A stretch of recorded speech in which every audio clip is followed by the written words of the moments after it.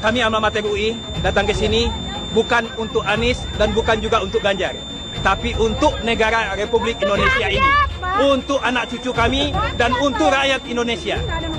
Kami memperjuangkan demokrasi, kami memperjuangkan hak kami memperjuangkan kebenaran yang ada. Merdeka! Merdeka! Satu tujuan kita. Paslon nomor 1. Presiden! Harus jadi! Siap, Presiden.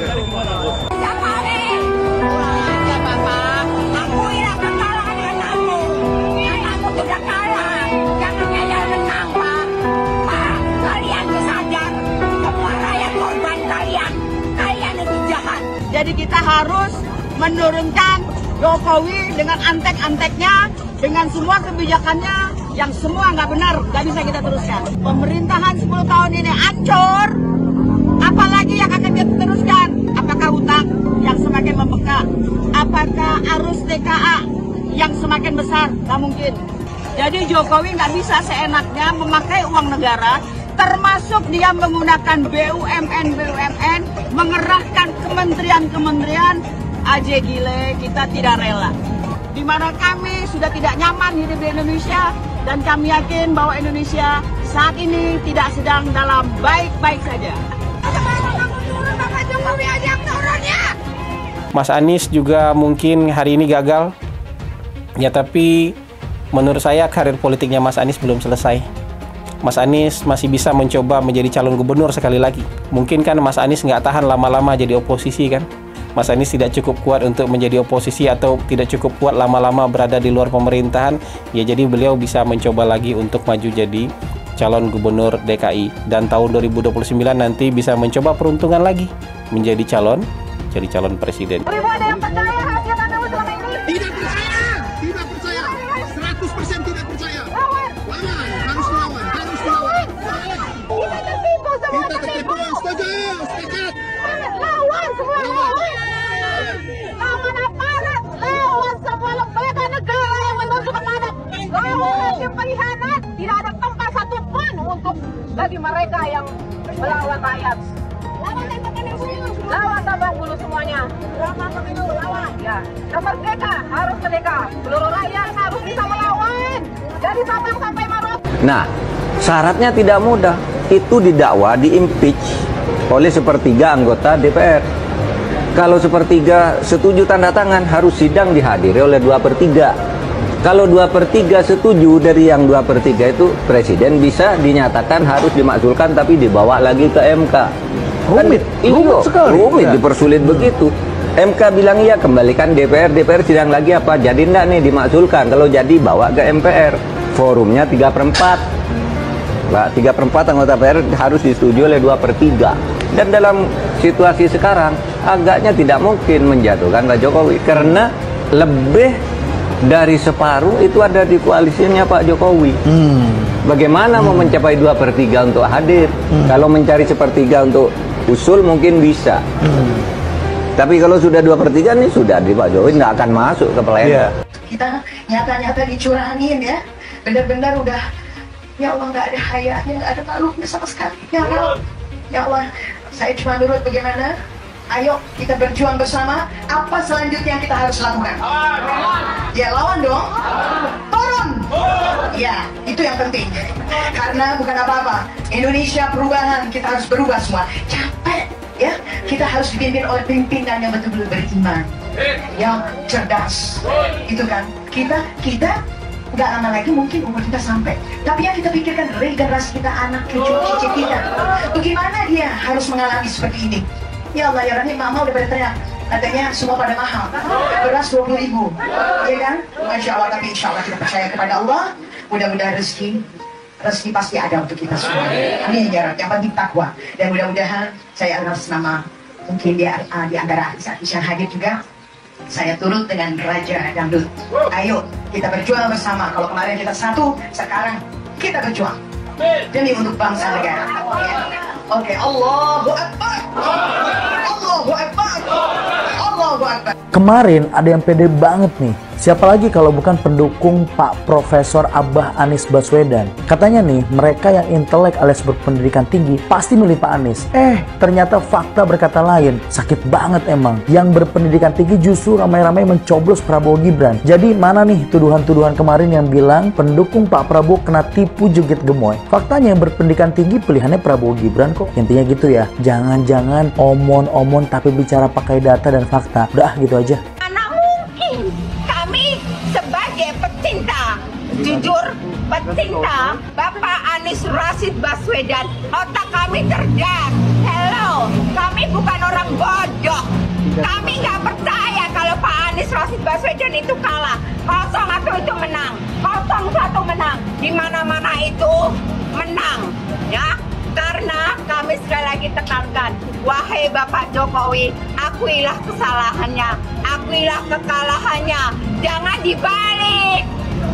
Katanya dapat bocoran nih, udahlah 01 akuin kesalahannya. Hello, nggak mungkin, mustahil, mustahil kalau 01 kalah. Hakul yakin, Allah punya kuasa, pasti Bapak Anies jadi presiden. Amin. Amin. Presiden. Anies presiden. Ini kemenangan Prabowo Subianto dan Gibran. Jadi yang kalah nangis-nangis saja. Jangan pura-pura bahagia. Nangis saja. 1 silakan nangis. Lepaskan, 3 keluarkan ya Mas Adi.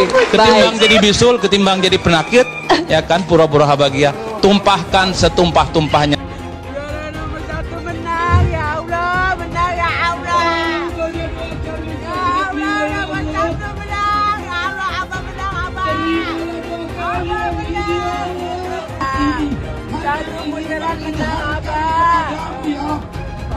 Abah menang, Abah menang.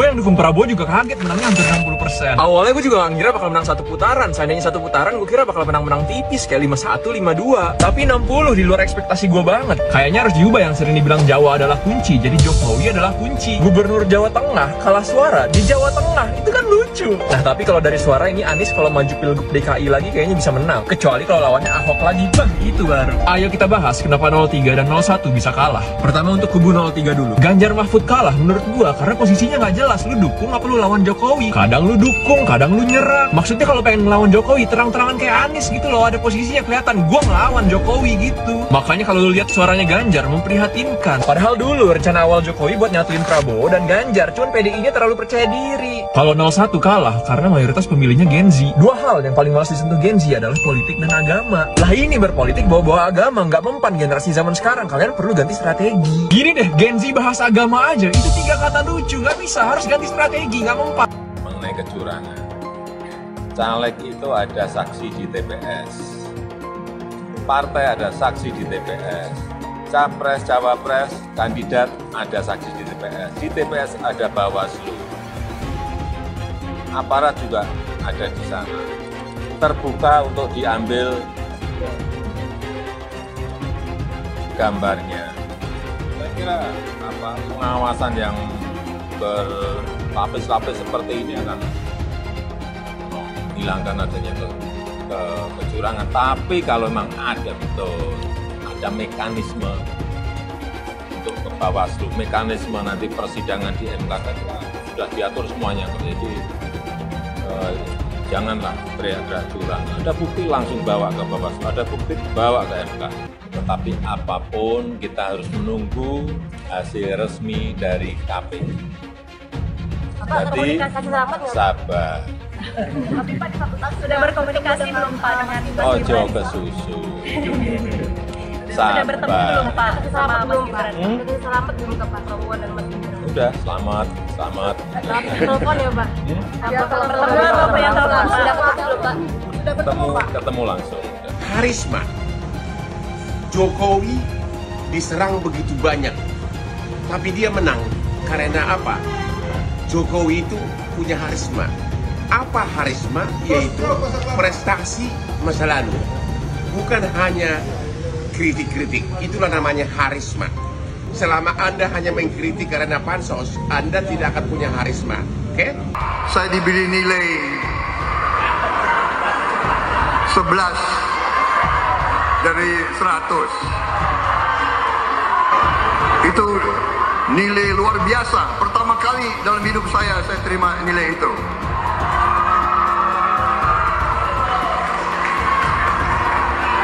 Dari orang yang saya beri kebaikan. Pak Prabowo, itu sebelumnya Pak Prabowo sudah menyumbangkan 400 miliar untuk pencalonan Pak Anies sebagai gubernur. Nah itu kalau kita bicara etik di mananya? Dan kalau Mbak bilang Pak Prabowo hanya mengejar kekuasaan, saya tanya, karena Pak Anies memangnya maju jadi capres, lu mengejar apa? Saya tanya, apakah nggak mengejar kekuasaan sebagai calon presiden? Kalau Pak Prabowo, Menteri Pertahanan, rate-nya 11 dari 100, itu kalau berarti kan antara dari 1,1 per 10 ya. Kecil sekali loh itu Pak. Kira-kira nih, berapa rate seorang menteri yang dipecat? Yang disampaikan oleh Mas Anies, sebagian besar yang disampaikan oleh Pak Ganjar itu kebohongan, itu fitnah. Saya lanjut ke Pak Anies dan ini paling banyak bohongnya, paling banyak bohongnya. Ini bengis sekali nih pernyataan, bengis dan jahat. Hanya untuk tujuan menjatuhkan Pak Prabowo, kemudian menggunakan data palsu dan bohong. Dan publik itu sudah mendengarkan pernyataan bohong itu. Dan sebagian publik itu sudah mengkonsumsi pernyataan bohong itu. Dan itu berbahaya. Itu pernyataan bohong yang luar biasa. Kinerja Kementerian Pertahanan. Pertanyaannya sekarang terkait dengan pertahanan, berapa skor yang Bapak berikan atas kinerja Kementerian Pertahanan yang dipimpin oleh Bapak Prabowo? Silakan Pak Ganjar. 5 cukup. Skornya justru di bawah 5 Mas Ganjar. Kalau 5 itu ketinggian Pak Ganjar. Terima kasih Pak Ganjar. Pak Anies gak usah takut. Disebut aja angkanya berapa gitu loh. Kayak saya gitu loh. Jangan di bawah 5, sebut aja berapa. 11 Mas, dari 100. Sesudah keputusan MK. Dan kemudian di MK dibentuk MK yang hasilnya mengatakan bahwa terjadi pelanggaran etika berat yang menyebabkan keputusan yang dibuat oleh MK secara etika bermasalah. Sesudah Bapak mendengar bahwa ternyata pencalonan persyaratannya bermasalah secara etika, pertanyaan saya, apa perasaan Bapak ketika mendengar bahwa ada pelanggaran etika di situ? Bagaimana perasaan Mas Prabowo? Soal etik.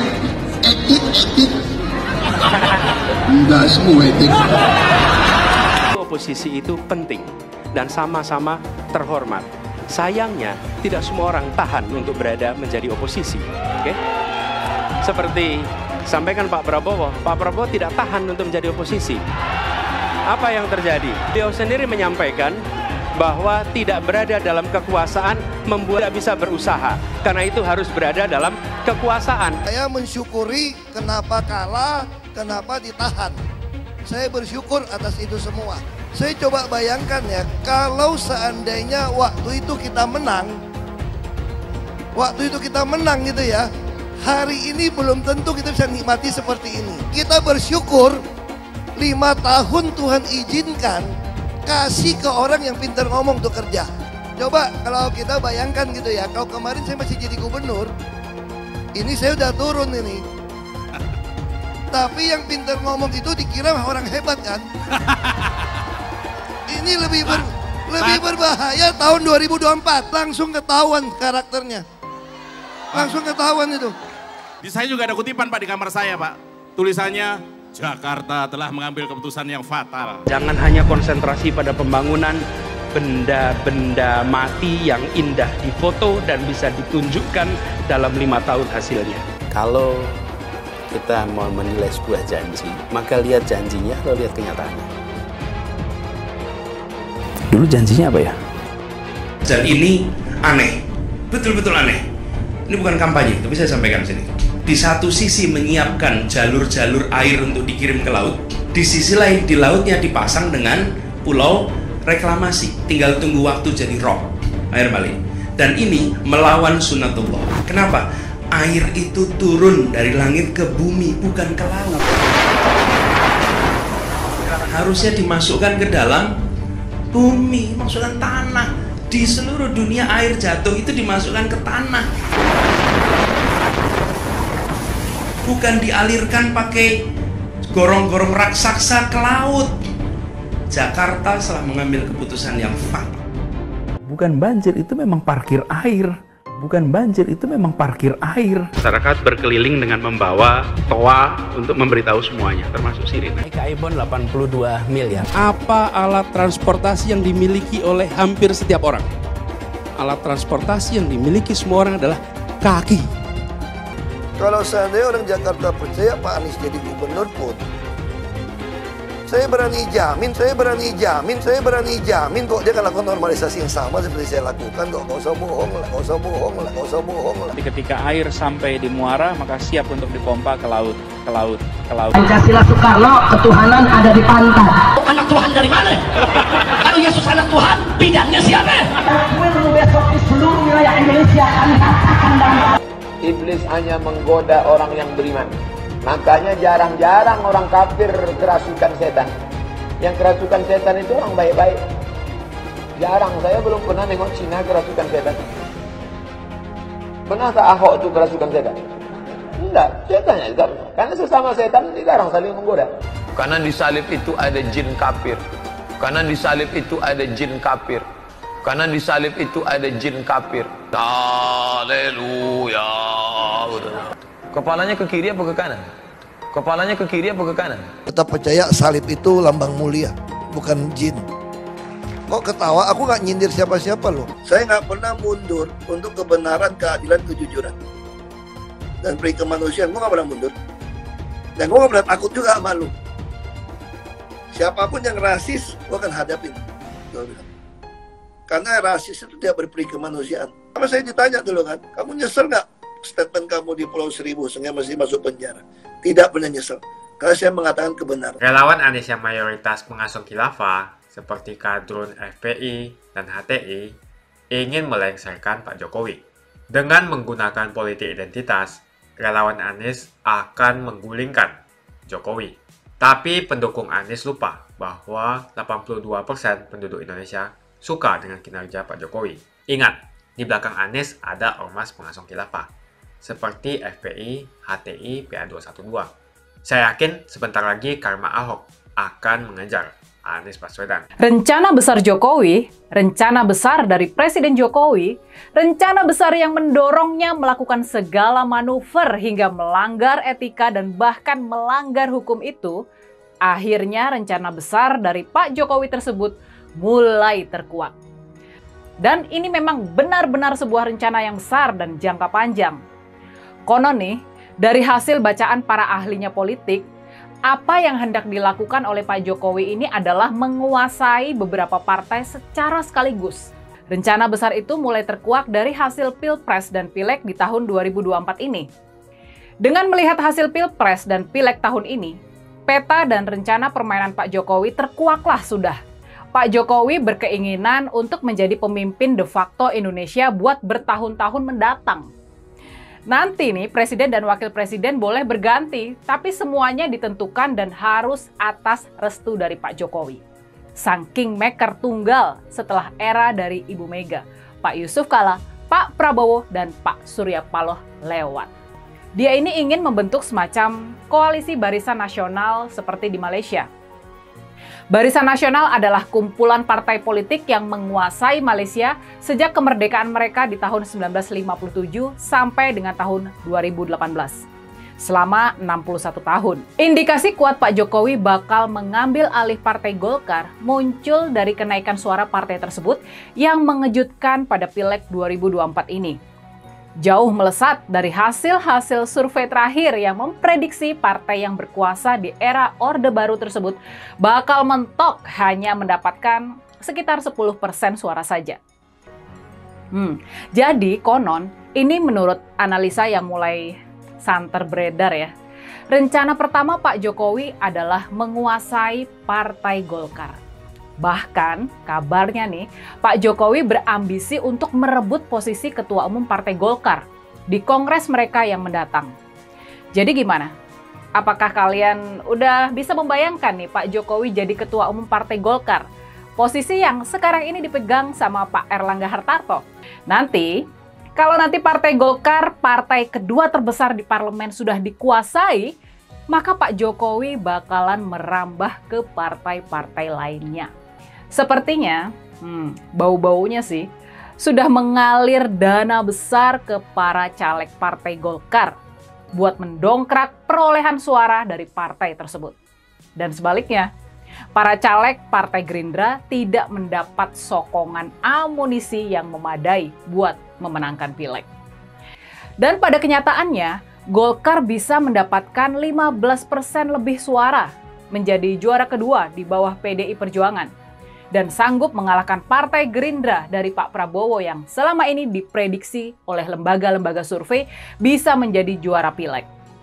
Setelah menguasai 15% suara Partai Golkar, konon sasaran berikutnya dari Pak Jokowi adalah merebut PKB atau Partai Kebangkitan Bangsa. Pak Jokowi berambisi untuk merebut PKB dari Cak Muhaimin Iskandar. Pak Jokowi memang nggak bakalan maju menjadi ketua umum PKB. Tapi konon nih, melalui proksi-proksinya seperti Gus Yakut Khalil Qomas yang merupakan Menteri Agama dan Gus Saifullah Yusuf yang merupakan Sekjen Nahdlatul Ulama, inilah manuver. Inilah rencana besar yang terinspirasi dari pembentukan Barisan Nasional di Malaysia tadi. Dalam koalisi permanen Pak Jokowi, tampaknya Partai Golkar bakal berperan sebagai UMNO, pemimpin koalisi. Dan bisa ditebak, Pak Jokowi berambisi menjadi ketua dari koalisi Golkar, PKB, dan PAN ini. Kalau manuver ini berhasil, sekitar 11% suara PKB bakalan masuk ke kantong Pak Jokowi. Dan lalu langkah berikutnya nih, Pak Jokowi akan menyatukan Partai Golkar, PKB, dan juga PAN, Partai Amanat Nasional. Partai yang selama ini sudah nurut sama Pak Jokowi ke dalam sebuah ikatan koalisi permanen. Dengan kekuatan suara sepertiga dari jumlah kursi di parlemen, Pak Jokowi sebagai ketua koalisi, dia juga punya kedudukan dan daya tawar yang kuat terhadap siapapun yang menjadi presiden dan wakil presiden kelak. Dengan kekuatan suara sepertiga dari jumlah kursi di parlemen, koalisi Jokowi punya kedudukan dan daya tawar yang kuat terhadap siapapun yang menjadi presiden dan wakil presiden kelak. Setelah dibentuk, koalisi Pak Jokowi diperkirakan bakal menguasai sampai 33% suara di parlemen. Dia bakal jauh mengungguli PDI Perjuangan maupun Partai Gerindra. Bahkan, koalisi Jokowi ini diprediksi tetap unggul, walaupun PDI Perjuangan dan Partai Gerindra menggabungkan kekuatan. Ambisi Pak Jokowi adalah menjadi lebih besar dari PDI Perjuangan. Caranya adalah dengan menguasai partai-partai yang relatif lemah menggunakan kekuasaan sangat besar yang sekarang ini masih dia pegang selaku seorang presiden. Jadi gimana? Sekarang sudah paham akan apa yang jadi rencana besar Pak Jokowi selama ini? Setelah ambisinya buat menjadi presiden 3 periode tidak mendapatkan restu dari Ibu Mega, dan sudah pasti Pak Jokowi kecewa berat sama Ibu Mega, sekarang ambisi Pak Jokowi adalah mengalahkan PDI Perjuangan, partainya Ibu Mega. Itulah tampaknya yang menjadi rencana besar dari Pak Jokowi ke depannya. Tapinya nih, sudah pasti Ibu Mega, Pak Prabowo, Pak Yusuf Kalla, Pak Surya Paloh, dan juga Pak SBY nggak bakalan tinggal diam untuk menghadapi ancaman dari Pak Jokowi ini. Apalagi dalam menggapai ambisinya itu, Pak Jokowi tampaknya sudah menghalalkan segala cara, sampai melanggar etika dan juga hukum segala. Relawan Anies semakin beringas, dan Anies semakin galau. Dengan menggunakan politik identitas, relawan Anies akan menggulingkan Jokowi. Relawan Anies yang mayoritas pengusung khilafah, seperti kadrun FPI dan HTI, ingin melengsarkan Pak Jokowi. Tapi pendukung Anies lupa bahwa 82% penduduk Indonesia suka dengan kinerja Pak Jokowi. Saya pikir kalau terjadi baku hantam, maka ada 82% yang akan menghajar kadrun pengusung khilafah itu. Nasdem pun semakin pusing melihat Anies, karena elektabilitas Anies semakin jatuh. Dan banyak kader-kader Nasdem terjerat kasus korupsi, seperti belakangan kasus korupsi BTS. Kasus korupsi 8 triliun yang dilakukan oleh kader terbaik Nasdem yaitu Johnny G. Plate Ini sangat menghantam Partai Nasdem, Menteri dari Kementerian Pertanian, di mana ini juga adalah dari Partai Nasdem. Semenjak Nasdem mengusung Anies, banyak sekali petaka yang diterima oleh Nasdem. Apakah ini merupakan karma dari Ahok? Silahkan komentar di kolom komentar. Yang jelas saya tidak akan memilih Anies, karena Anies bukan pribumi yang jelas. Dan Anies juga merupakan antitesis daripada Jokowi. Antitesis artinya bertolak belakangan dengan semua kebijakan Jokowi. Anies sudah terang-terangan menyebutkan dia tidak akan melanjutkan kinerja dari Pak Jokowi. Tidak ada infrastruktur yang akan dibangun jika Anies memimpin Indonesia 5 tahun ke depan. Lagi pula Anies juga didukung oleh khilafah dan pendukung Anies dari ormas seperti FPI dan juga HTI. Apa kita mau FPI dan HTI kembali di Indonesia jika Anies memimpin? Anies adalah bapak politik identitas yang menghalalkan segala cara untuk menggapai kekuasaan, termasuk menggunakan politik identitas berbasis agama. Kita lihat di kasus Ahok. Kita sudah bisa melihat kinerja Anies selama 5 tahun di Jakarta, dan ini merupakan rekam jejak Anies Baswedan. Tidak ada satupun janji yang dipenuhi, dan tidak ada kinerja yang bisa dibanggakan. Dari DP 0%, OKOC, kelebihan bayar, Formula E, banjir, sumur resapan, jalan rusak, dan gonta-ganti nama jalan. Jadi saya rasa tagline perubahan yang diusung Anies adalah tagline merubah kata korupsi menjadi kelebihan bayar, supaya semua koruptor tidak dijerat oleh pasal korupsi. Karena mereka semua hanya melakukan kelebihan bayar. Jadi perkataan Ahok sudah terbukti, dan Jakarta sudah menjadi korban. Jangan biarkan Indonesia menjadi korban kibulan Anies Baswedan.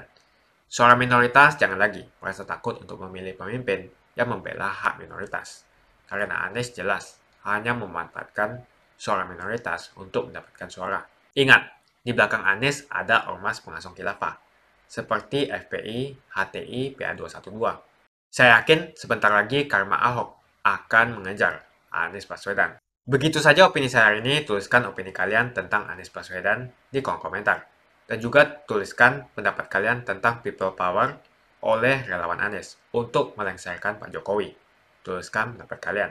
Jika kalian siap untuk melawan people power yang digaungkan oleh relawan Anies, ayo tuliskan lawan people power di kolom komentar. Pastikan Anda semua like video ini dan bagikan video ini ke teman dan family Anda supaya mereka semua mengetahui tentang informasi ini. Tekan tombol subscribe dan bunyikan lonceng notifikasi supaya kamu tidak ketinggalan